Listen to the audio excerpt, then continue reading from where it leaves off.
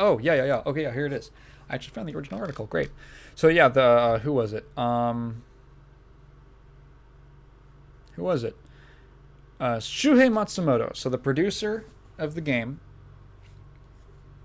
he did this interview with the Guardian of all people, and he had this quote that I just adored, and I'll just read it out. I felt like most of the Street Fighter games in the past have only been able to offer a versus mode and a training mode. So I wanted to approach SF6 as if the versus mode were endgame content. And before you got into that, you would have an introduction into the world of Street Fighter, a way to get to grips with the game. And I loved that. I thought that was such a great way to look at your game. That the online and like the actual competitive part is the end game of your game. And there should be something before that to lead players into that. When I really started thinking about it, I'm like, yeah, it's like I don't know if this analogy rings true or makes a lot of sense if you don't play MMOs, but go with me. It's like if you've ever played like an MMO and gotten to max level or gotten like pretty far along to where your character had like most or all of their skills, you know that like characters and classes can get really complicated in MMOs, right? So now imagine that like an MMO comes out and the game is literally just end game content. It's just dungeons and raids and PvP. And you pick a class, you're instantly max level, you have all of your abilities, and you just have to learn the ropes. Like, could you? Yeah, you could. You could look up guides. If there was a training mode, then you could. Well, a lot of MMOs have some kind of like practice dummy that you could just cast spells on or something like that. You can like slowly start to like digest the huge amount of information because you're also fighting, you know, people who are all max level, right? Who have all their things. You have to not only understand everything your character does, but what the other characters do. And there's now imagine there's 15 other classes and they all have like totally different move sets. They all do different things. You have to watch out for different spells they cast. Could you learn that? Yeah, you could, 100%. But it's a lot. It's a lot, and at some point, if you aren't in love with the basic gameplay, if you haven't been sold, it's a hard sell. Is the problem? It's a hard sell, because you gotta just like. You have to be really into MMOs. You have to be really into MMOs. You have to really like the competitive part. You have to like doing content and succeeding and overcoming all these dungeons and PvP battles and all that. That's basically what fighting games have been for most of their lifespan.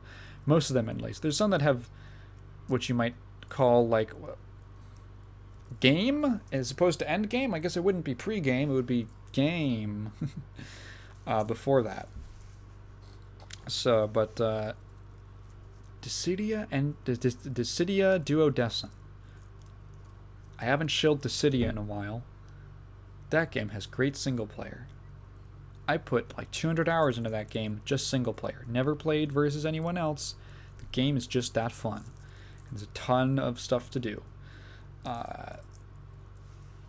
So like, I really appreciate this perspective that like, oh yeah, there should be, because this sort of sentiment has been floating around in the fighting game community for a while, right? When you talk about like how do you get people into the genre, because most people who are into the genre are just like locked in hardcore into it. Like very few people, there aren't as many people as there could be who are like trying out the genre.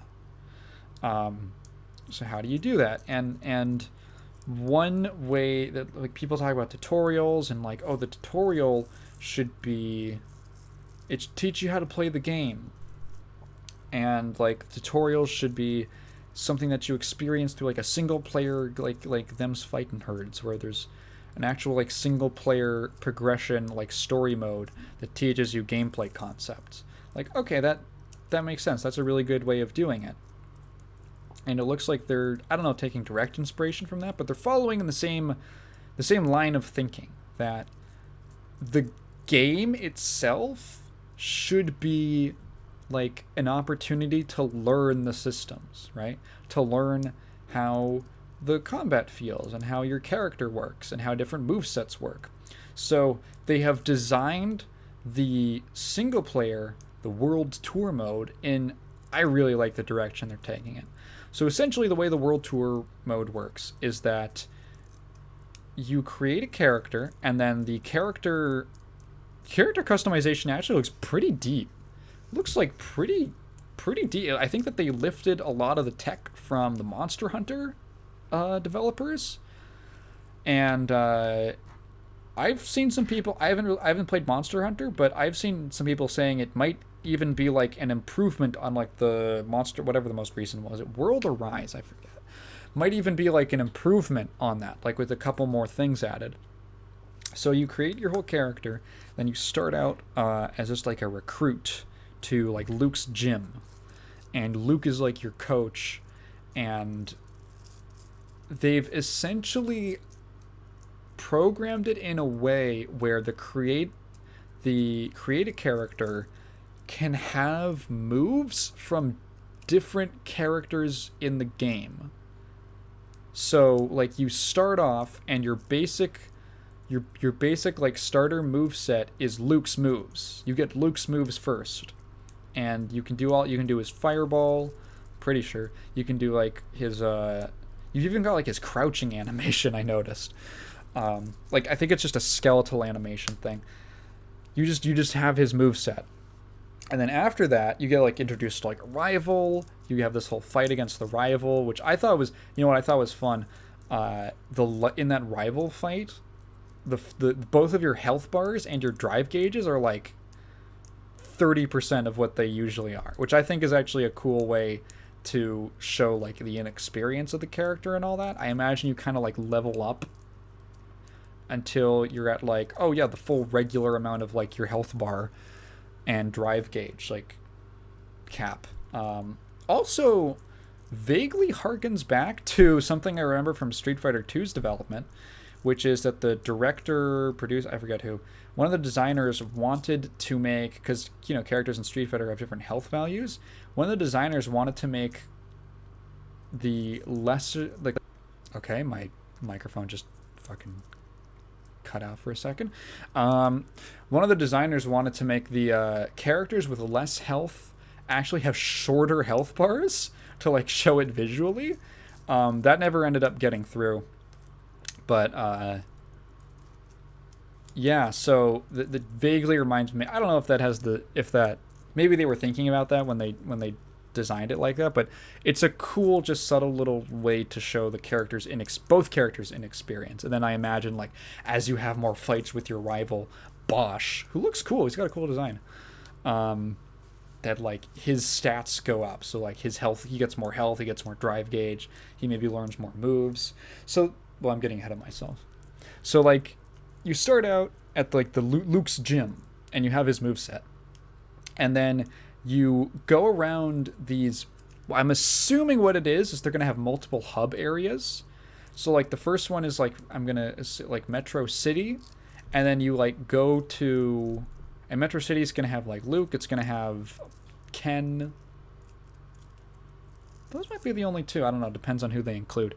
I imagine there's going to be like multiple characters in the different hub areas. And then you go to a different, like you go to China or wherever Chun-Li is, and then you can meet Chun-Li, and then like train with her, and then she'll teach you her moves, and you get to do like the spinning bird kick and the lightning legs and everything.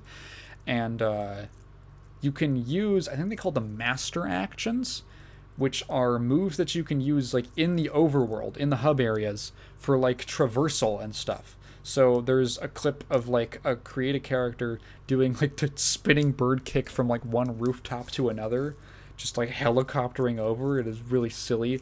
There's another character who is using Dalsim's teleport to like teleport between these platforms in like a lake, which looks cool.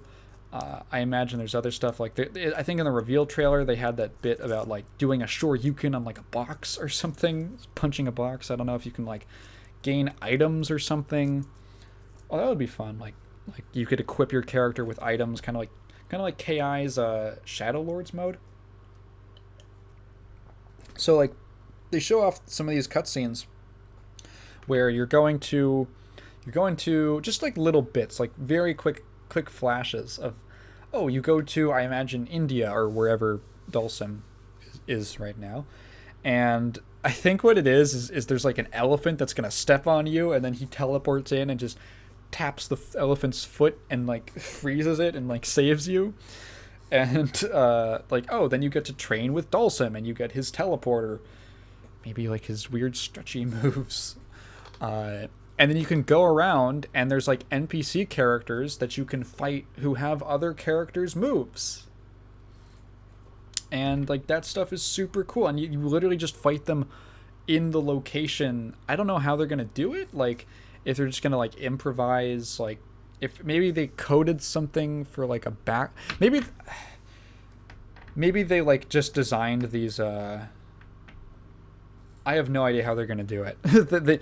they could be like, oh, they're specific NPCs that are placed that you can fight, and they design like these. They just took the assets from the area that they're placed in and just made like a stage out of it. That's like instanced isn't really the right word, but something along those lines. Like you get teleported to a place that resembles that. Something like that, or if it's just like dynamic, like the NPCs can be anywhere, and there's some kind of code that they figured out to turn the environment into like a stage that you can play on. Yeah, that it's just, it looks cool. It looks like something I would genuinely be interested in playing. I almost never play like single player content in like most fighting games, just because I don't tend to. It's just like, oh, you go through a few cutscenes and it's like whatever. I don't care that much most of the time. Maybe if it's like a quick arcade mode and there's like some reason for me to do it, like I get a reward or something, then sure. But I don't know. Like to admit, I'm not really into like the single player content for most fighting games. I usually just jump like, okay, training mode, pick a character I think looks cool, figure out some really basic stuff, and then I go online. That's generally how I play every fighting game. This looks like a single player I would actually be interested in playing, just to like see what the experience is like, because it's something that hasn't been done before. I think like the idea of it's probably why the roster is so heavy on like Street Fighter 2 like World Warrior characters. Because the premise is like you're learning from the masters. That all these characters are masters, or is like how they're described. Obviously, like have they all mastered their art? Probably not, but they're considered like, you know, these veterans basically that you're learning from. So it makes sense to do that with classic characters who like literally created archetypes. Like you go to Zangief's gym and that's where you learn how to be a grappler. You go to Ryu like training up in the mountains and that's where you learn how to be how like his balanced style or something like that. And what I hope happens is that every character, what I hope it is that like you can learn every character's like every master's movesets and then like pick. I don't know if they're going to do, like, you can just switch and, like, you have to switch them wholesale. Like, you can only be Dulcim or you can only be Blanca. Or if you can, like, mix and match, that would be so crazy. Like, if it's, like, the variation system from, like, Mortal Kombat. But with, like, every character in the game. Or, like, half the roster, pretty much. That would be crazy. Because it's going to be they announced the full roster. It's going to be 18 characters, and of them, World Warriors are 8. So wait, is it 8? It's Ryu, Ken, Chun-Li, Dhalsim, Zangief, Blanca, E Honda. Am I forgetting someone? I feel like I'm forgetting someone. Did they? Am I forgetting? Did they? Because they put out like a little graphic. They put out a little graphic. SF6 roster.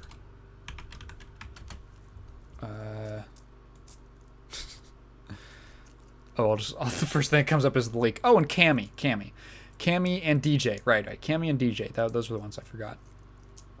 So like those are gonna be like Ryu, Ken, Zangief, Dhalsim, Honda, Blanca, Guile. Also forgot Guile. Chun-Li, Cammy, DJ.